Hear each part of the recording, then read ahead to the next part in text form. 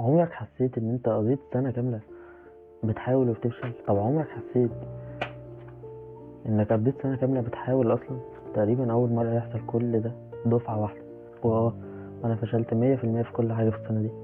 الحلقة دي مش ليا انا بس، الحلقة دي ليا وليك ولأي حد هيمر بالتجارب دي او مر بيها او حاليا بيمر بيها. بس خلي بالك برضو ان مش دي النهاية. وازاي فشلت في كل حاجة في 2024؟ هو الموضوع كله بدأ هنا.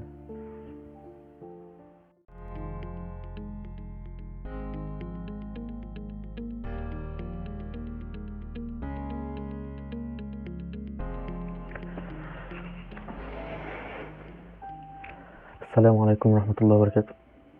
بعد تقريبا اكتر من سنة ما سجلتش واكتر من سنة ما كتبتش حلقة وما نزلتش حاجة على القناة، رجعت الفيديو اهو.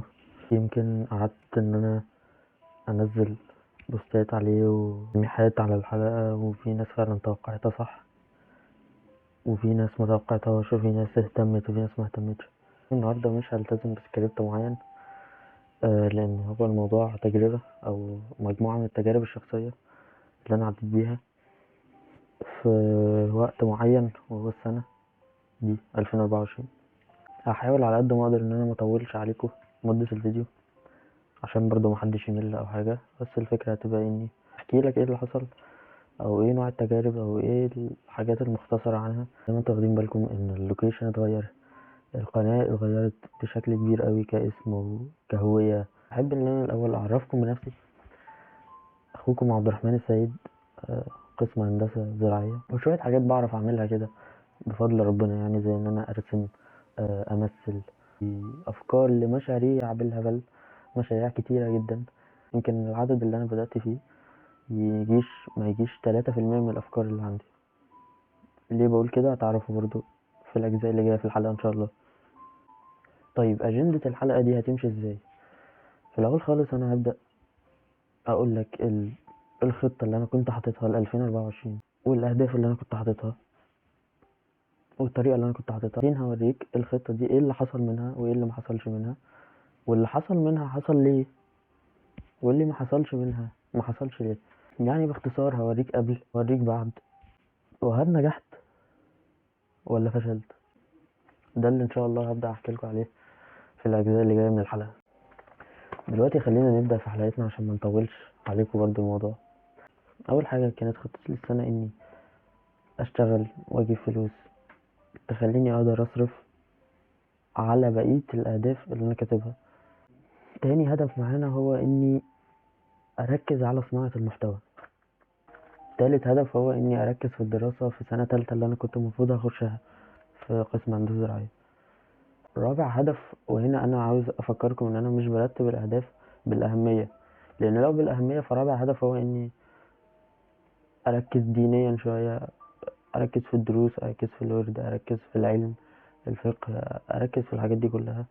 لو كانت بالاهميه كان هيبقى ده رقم واحد، لكن انا مرتبهم ترتيب يمكن على حسب الوقت اللي انا فكرت فيه. فرابع هدف معانا كان اني اركز في الدين شويه.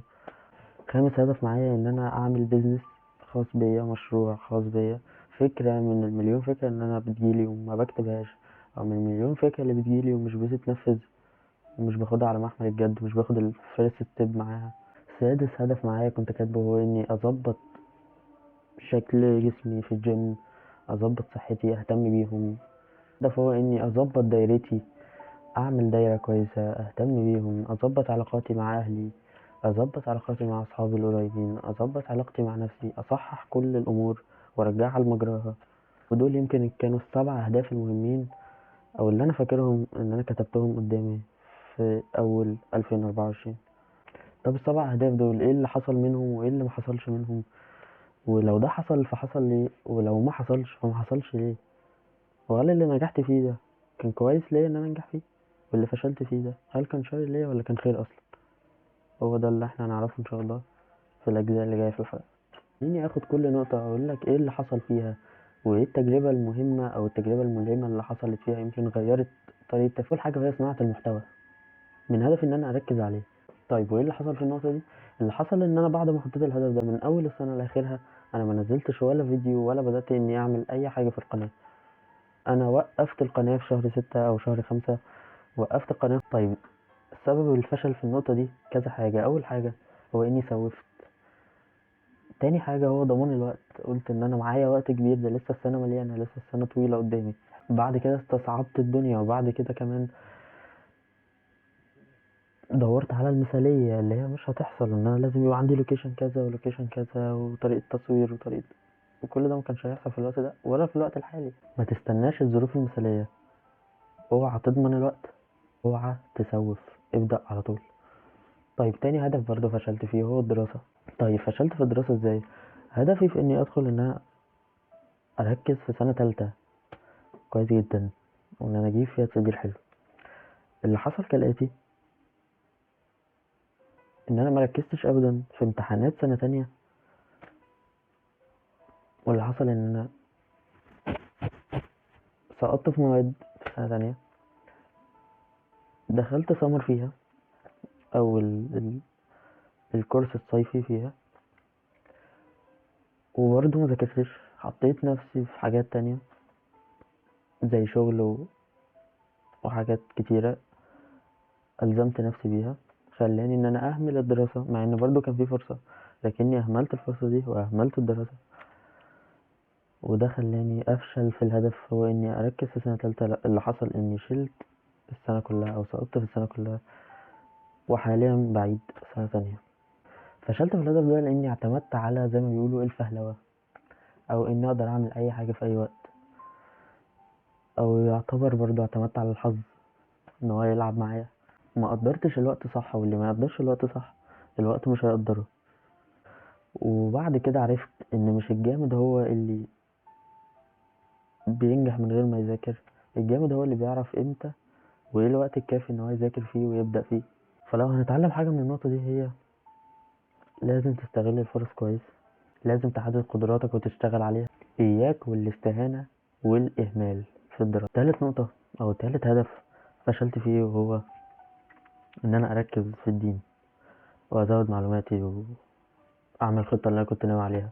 بتكلم عن النقطة دي وايه اللي حصل فيها، فاللي هقوله هو اهمال رهيب في كل حاجة، ويمكن هو اللي سبب لي كل المشاكل دي. ما بقاش فيه امان، ما بقاش فيه ثقة في حاجة، وده الطبيعي اول ما تبعد عن صلاة الفجر. طب نقوم نصلي وبعد كده نكمل. فعلا الواحد لما بيبعد عن الحاجات دي وبيبعد عن الدين وبيبعد عن الصلاة والورد القرآني، وما بيتعلمش كل يوم حاجة زيادة، يبقى هو حياته ملهاش لازمة، يبقى هو بيبعد عن النجاة. اصل هو طريق عشان تتقدم فيه خطوة، انت لازم تتعلم حاجة جديدة في الدين وتطبقها بورد بصلاة بي. طيب الوقت بيجري، انت ما بتتعلمش، فانت مش واقف مكانك. حتى يا ريتك واقف مكانك، انت بتتأخر. فحتى الروتين اللي المفروض اي مسلم يعمله انا ما التزمتش بيه واهملته جدا، وللاسف مليت قلبي بحاجات. لو هتكلم في الموضوع ده واقول لك ايه الاسباب اللي خلتني افشل، هو عدم وضع اولويات صحيحة. الاولوية الاولى هي الدين. هدف فشلت فيه هو الصحة وشكل الجسم والحاجات دي.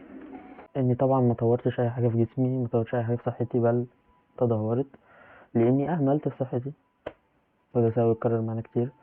اعتمدت على ظروف مثالية برضو، ان انا يبقى وقت الفلاني ان انا انزل فيه الجيم، ويبقى معايا صاحبي كذا وصاحبي كذا، ومن غيرهم لا اكسل. طبعا زي ما قلت لكم قبل كده، احنا ما بنقفش في مكاننا طول ما الوقت بيجري، واحنا مش بنزيد او بنتطور، فاحنا بنرجع.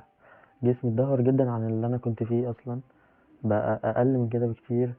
عمري ما كنت اتخيل ان انا ابقى كده مثلا او بالصحة دي، مع اني في الاول دي حاجة كنت متميز فيها جدا عن كل الوسط اللي انا كنت فيه، ولكني ما استغلتش الفرص دي. فلو هتكلم في الحتة دي هقول لك اهم حاجة اعتمد على نفسك، الحاجات اللي ربنا وهبها لك، والمميزات والمواهب والقدرات. العلاقات، ليه انا ما نجحتش في العلاقات بتاعتي بعد ما كنت حاطط الهدف ده؟ عاوز اقول لكم ان العلاقات كلها تدهورت بالسالب. لو هي كانت على نقطة معينة فنزلت، حتى ما ثبتتش مكانها، لا نزلت. وارجع اقول برضو ان ده بسبب الاهمال، لاني اهملت الاهتمام بعلاقاتي، ما حطيتش الاولويات الصحيحة. ويمكن من اكتر الحاجات اللي خلتني افشل في الهدف ده هو عدم التحكم في اعصابي، وعدم ادراك يعني ايه ذكاء عاطفي، الموضوع ده مهم. ادرس الذكاء العاطفي، تحكم بأعصابك، ولازم تعرف دايما قيمة العيلة وقيمة الناس اللي بتشجعك على الخير والصح دايما. الهدف هو اني اعمل مشروع، وده طبعا ما نجحتش فيه لان انا بدأت فعلا حاجة، ودي يمكن الحاجة الصح اللي هقولها في الموضوع. انا بدأت حاجة اهو، حتى دي ما كملتش فيها. مع اول عقبة قابلتني رحت سايب الموضوع كله وقافل الباب بتاع المشروع اصلا. طيب سابع هدف هو ان اشتغل واجيب فلوس، ودي مش هقولك فشلت ازاي لان دي حصلت يعني، ولكن يعني المفروض كنت احوش منها. ما علينا، دي تفاصيل مش لازم. كده احنا قربنا نخلص الحلقة. قلت لك التجارب اللي حصلت معايا، ازاي فشلت في السنة دي كلها، ايه هي الخطة اللي انا عملتها وهي ايه دلوقتي، ازاي فشلت في النقط دي، التجارب اللي مريت بيها وايه النقط اللي انا اتعلمتها. وهقول لك ملخص دلوقتي ايه النقط اللي اتعلمتها بالترتيب. واوعى تسوف، هتستنى الظروف المثالية عشان تحقق او تبدأ اي حاجة انت عاوزها. لازم تستغل كل الفرص اللي هتجيلك، اوعى تضيع اي حاجة منهم.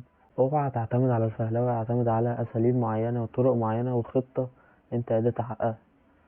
اهتم بالدين وخليه اول اولوياتك، واعرف ان هو ده الطريق والمنهج اللي هتمشي عليه ويحقق لك اللي انت عاوزه.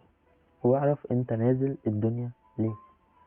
اهتم جدا بصحتك وباكلك وبالجيم، واهتم جدا ان انت تحرك نفسك وتهتم بصحتك وتهتم بشكل جسمك.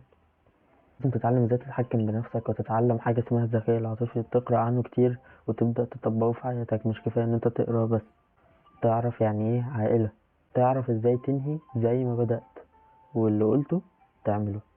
واخر نقطة وهي يمكن اهم نقطة في الفيديو حابب اتكلم عنها، وهي الالتزام. فعلا انا عرفت ان مفيش اي حاجة من دي حصلت السبب الرئيسي هو الالتزام، عدم الالتزام. والسبب في كل ده هو عدم الالتزام في اي خطة واي جدول انا عملته. هو ده السبب الرئيسي، شايفه اهم سبب في كل دول الفشل هو عدم الالتزام. وهيبقى اهم سبب برضو في انك تنجح في السنة الجديدة هو الالتزام. انا كده يعتبر خلصت الفيديو، قلت لك التجارب، قلت لك ايه اللي حصل وايه اللي ما حصلش. اتمنى ما اكونش ان انا طولت عليكم. الفشل فعلا او الخسارة هي انك تبطل تحاول. كمان الفشل او الخسارة هو انك ما تفشلش. اصل انت لو ما فشلتش يبقى انت ما حاولتش، يبقى انت ما جربتش. جرب، اشتغل، كمل. انا واثق فيك، انا واثق فيكم.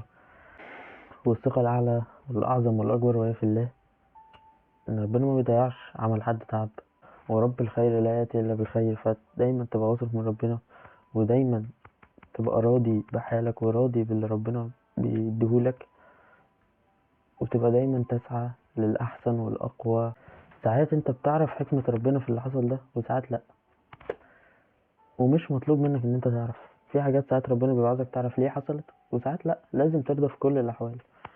وانا في حاجات كتيرة من التجارب دي حصلت عرفت ان هي كانت خير ليا. اتمنى ان انا ما كنتش طولت عليكم، اتمنى تكون حلقة خفيفة افادت اي حد، واتمنى ان انتوا تشاركوني برأيكم في التعليقات، وانتوا تعملوا الاشتراك وتفعيل الجرس عشان يوصلكوا كل جديد. اتمنى ان هي تكون حاجة مفيدة بالنسبة لكم، اتمنى يكون الموضوع خفيف عليكم تاني، وشكرا. وعاوز اقول لك اوعى تيأس، عمر ما الفشل كان نهاية، يمكن ده اعظم بداية. بس عشان كده انا راجع تاني اكمل معاكم ان شاء الله.